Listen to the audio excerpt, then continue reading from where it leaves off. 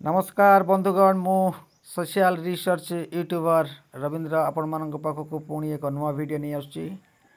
आम YouTube channel social research को like करंतु कमेंट करंतु सब्सक्राइब करंतु एवं शेयर करंतु आमको उत्साहित करंतु एमिति नुआ नुआ वीडियो आपण मान पाखक आनिबा पई आमको उत्साहित करंतु बंधुगण आमे आज एमितिया गोटे गछ देखैया पई जिबु जहाँकि कंधमाल रायगड़ा कोरापुट रे प्रायतः देखापी मिले एवं एठाकार आदिवासी लोक माने एवं जनजाति लोक माने एवं समस्त वर्गर लोक माने मध्य यही या गोटे प्रकार साग यही साग को खायापी पसंद करती को प्रकृत में यह हूँ कांचन गछ या कंधमाल रायगड़ा कोरापुट रे या भरडा कुचा कहती कुचा कहले साग को बुझा जाए कुचा कहती कुचा कहले ये हूँ आदिवासी भाषा रे कुचा कहती कुचा कहले साग को बुझा जाए एवं भरडा कहले गछ जो झाउली जाई थाए एई गछटा पूरा झाउली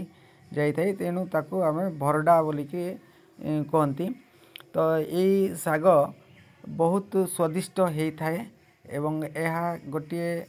ऋतु रे होता है गोटे समय रे गोटे सीजन रे या देखा प्राय मिले या प्रायतः यार गछ बहुत बड़ आकार रे होता है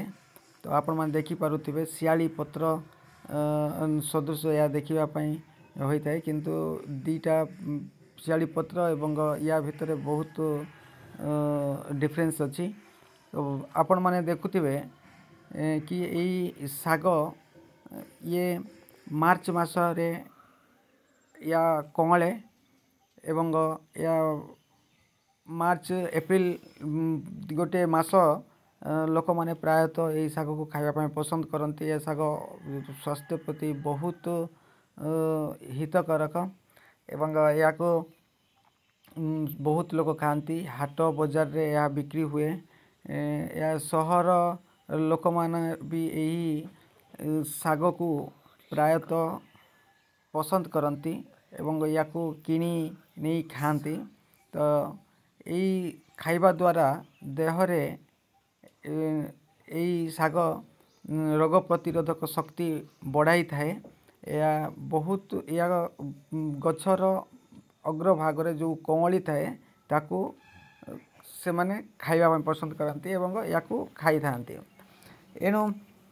आपण मैंने देखिपे मु देखा चेष्टा करी वर्तमान वर्तमान यही सब पत्र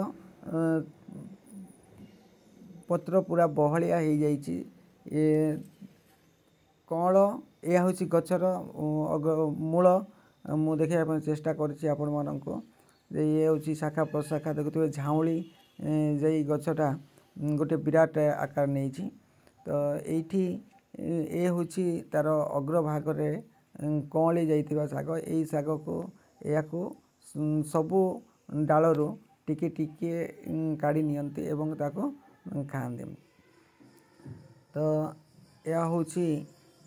कांचन गछ बोलिकी या कह जाए प्रकृत में या कंधमाल रायगड़ा एवं कोरापुट मालकानगिरी रे या एक्चुअली कांचन बोलिकी प्रायतः कहती ना ये रायगड़ा एवं कोरापुटर आदिवासी जनजातिर लोक मैंने या भरडा कुचा बोलिकी कहती एणु